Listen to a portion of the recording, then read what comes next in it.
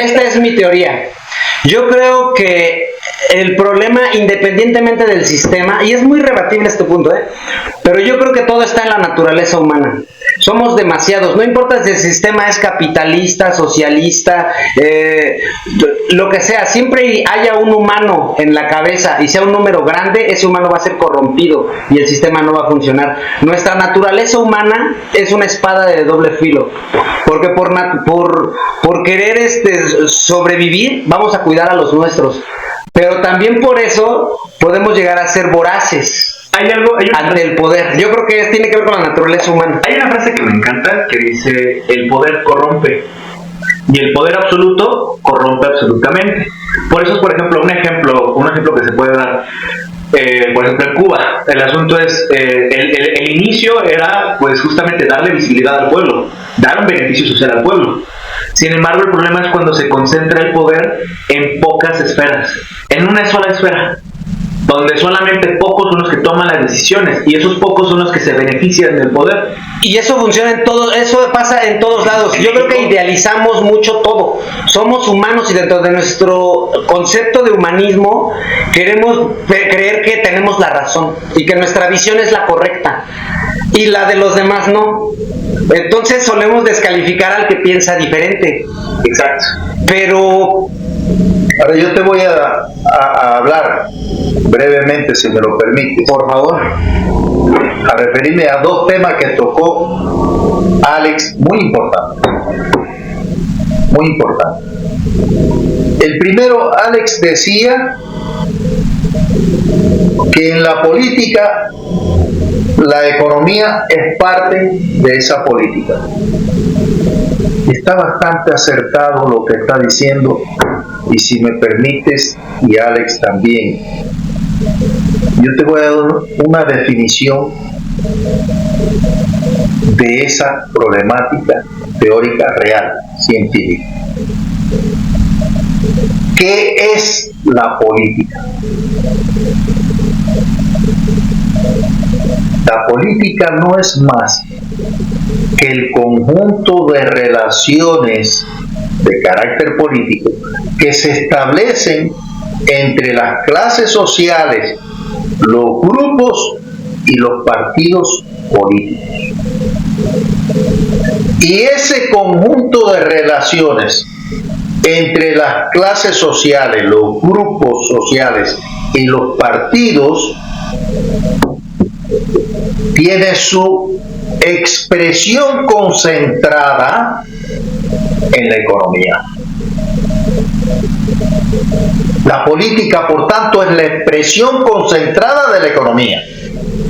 Te lo explico en un ejemplo. ¿Por qué las clases sociales, los grupos sociales y los partidos políticos quieren tomar el poder siempre?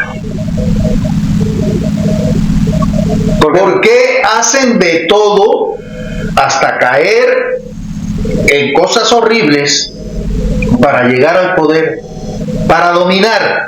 ¿Por qué Trump quiere dominar el mundo? Quiere Groenlandia, el canal de Panamá, Canadá, y todo el que le parezca va a pertenecer a Estados Unidos y va a ser de Estados Unidos. ¿Eso es política o es ambición económica? La política, en función de ser la expresión concentrada de la economía, es ambición humana, porque Trump no es el primero ni el último, y no nada más en un sistema económico. Históricamente, decía este doctor que escribe el libro de Sapiens, no hay un solo humano que haya crecido en este siglo, que haya nacido en un país que no haya sido parte de un imperio. Ni uno solo. Entonces es naturaleza humana. La diferencia es que el que le toca está allá, es a él. Pero cuando se acabe él va a haber otro, y antes de él va a haber otro, y en un sistema económico abierto o en uno cerrado como en Corea del Norte. Pero a lo que yo me refiero es a la lucha entre los partidos. A ver, ¿quiénes desatan las guerras? ¿El pueblo? ¿Un ciudadano? Los políticos, los intereses. ¿Y por qué las desatan?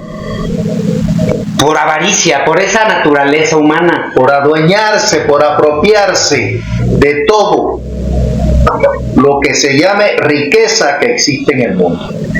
Y yo creo que eso tiene que ver con la naturaleza humana, no va a cambiar eso. Mira, tiene que ver con la naturaleza humana, de eso estoy escribiendo. Tiene que ver, pero tiene que ver no solo con la naturaleza humana. ¿Por qué?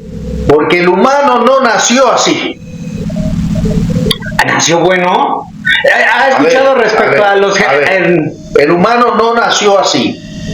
Si se conoce la historia de la humanidad, si se conoce cómo surge el ser humano, cómo se organizaba, cómo se comportaba, no había cómo guerras, actuaba, no era así. ¿Cuándo se convierte en eso? Cuando aparece la política y se concentra en la economía. Decía Platón, todos somos animales políticos, todos. Tú nada más por querer ir a comprar huevo y hacer una transacción ya vas a hacer política. Todos, eso ya está en nosotros. La categorización a lo económico es válido, pero puede aterrizarse todavía más a lo natural. Al yo hablar con él y con Carmen para venir a tener esta conversación, ya hubo política ahí. Ya hubo un intercambio. Ya hubo, porque llegamos a una conversación entre personas que no se conocían. A ver, entonces es parte también de la naturaleza. Acuérdate que Platón vive en la etapa del esclavismo. Ah, cierto, eso es cierto. Y en el esclavismo fue donde más crudamente se vio, se apreció, se vivió todo lo que tú puedas considerar de malo en las entrañas y en los sentimientos de los hombres, sobre todo los esclavistas. Yo te hablo de la historia de la humanidad, cuando surge el hombre, los primeros hombres, los primitivos, que se organizaban en grupos pequeños, que vivían no en casas, sino en cuevas. Justamente eso. Cuando está el Sapiens, una de las primeras teorías que habla es que dice, ellos matan a los neandertales por territorio. Y ahí está la teoría de que también se reprodujeron con ellos. A lo que yo voy es que es naturaleza. El hombre primitivo peleaba por territorio, peleaba por poder. Eso está en nuestra, no es nuevo, no es del siglo XX, es natural. Permíteme. El hombre primitivo no nace así. Yo lo que estoy defendiendo es el nacimiento, el origen. No nace así. Eso es cuando se crean ya determinados intereses y determinadas tribus. Okay. Pero el hombre primero no se organiza en tribus. El hombre nace bueno, la sociedad lo... Pues no es que nazca bueno, es que no nace malo. No, es que no nace con esa mentalidad de ambición. ¿Qué pasaba en una familia cuando casaban en un grupo? Se repartían todos por igual. Pero cuando ese grupo crecía, tenía que... Ahí viene la descomposición de la comunidad primitiva, cuando un grupo de las tribus se hacen más poderosas, atacan otras tribus, le quitan la riqueza y agarran de esclavos a los hombres y mujeres de esas tribus. Surge la sociedad esclavista. Pero antes de esa sociedad, el hombre no nace malo.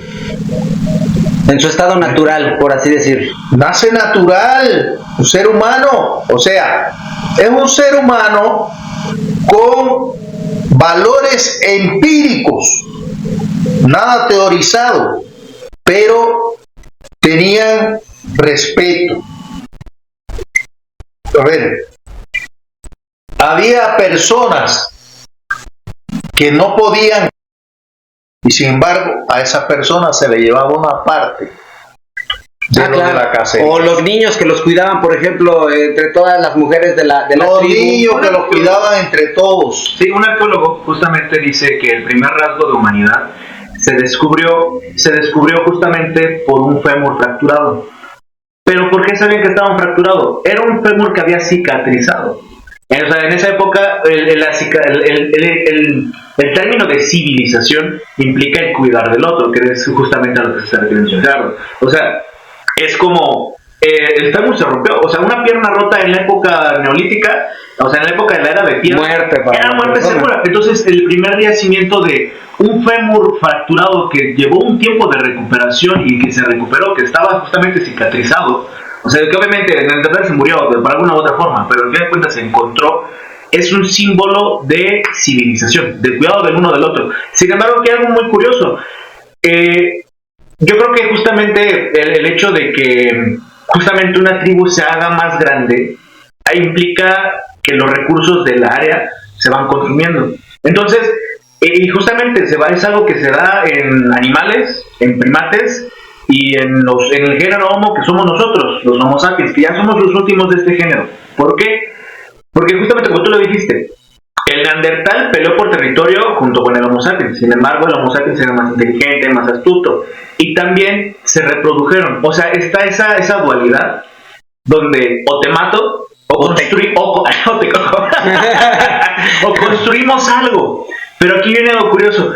Es que hemos evolucionado tan rápido durante los últimos milenios, durante el último milenio, sobre todo los últimos 100 años, hemos evolucionado tan rápido que no hemos dejado esa pauta para que, o sea, seguimos siendo animales prácticamente. Vamos a seguir reaccionando como animales porque no, o sea, nuestro medio se ha transformado. Sin embargo, lo que nosotros somos en nuestro ser somos animales prácticamente en un medio moderno. Bueno, ustedes están llevando...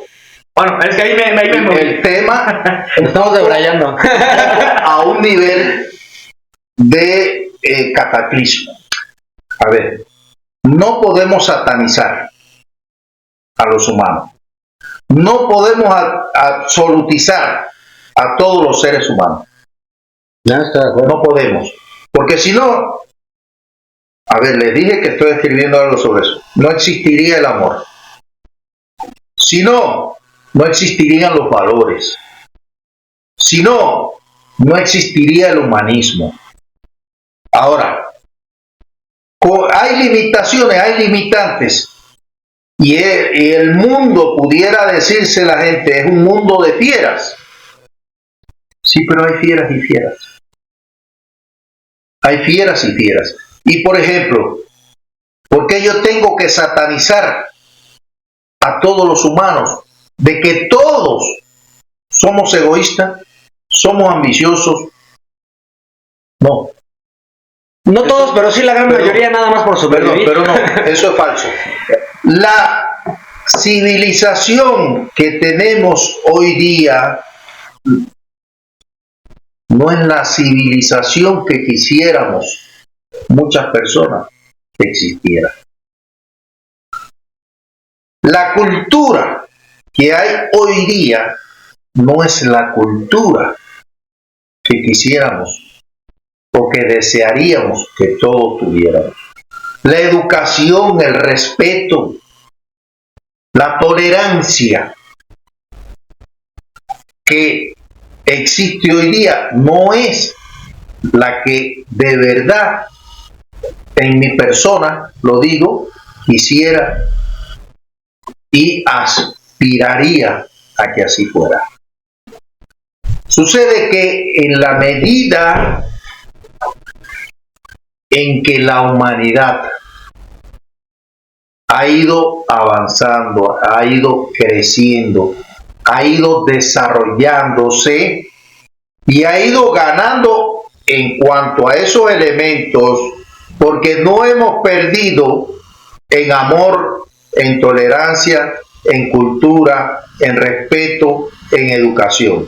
No, hemos ganado. La humanidad ha ganado. Pero ¿qué pasa cuando la humanidad va ganando en esos aspectos? Que hay una parte de la sociedad poderosísima, superpoderosísima, que no quiere admitir, no quiere permitir que eso siga, porque está en riesgo sus intereses. sus intereses. Y entonces, ¿qué sucede? A ver, ¿qué justificación, por ejemplo, vuelvo al ejemplo, qué justificación le dan al hecho abominable de arrasar con una población en Gaza? No, y no solo en Gaza, en Nigeria se dio los tutsis contra los otros, o el genocidio en Alemania o en Polonia, se ha dado. Yo creo que, lo que yo pienso es hay un tema ahí de fondo que se llama religión. Pero como religión están tomándolo como pretexto para desarrollar una criminalidad a través de la política. Bueno, yo pienso que la religión ha sido una criminalidad en la humanidad. La Iglesia Católica yo creo que le debe más muertos. No solo la católica. No, maestra, porque se me ocurrió ahorita, le debe más muertos que la Alemania nazi. ¿Sí? La Edad Media fue en nombre de la fe, pero no de la fe de la creencia, de la religión, de la institución. Y vuelvo a mi teoría, ¿por qué? Porque son humanos. Pero quiero aclarar algo aquí. Yo pienso que la humanidad es esa dualidad. Por eso decía, es una espada de doble filo. Son las dos cosas. Son humanos. Son las dos cosas. Somos el amor y somos ese ego superviviente. Ningún Somos ser humano. las dos.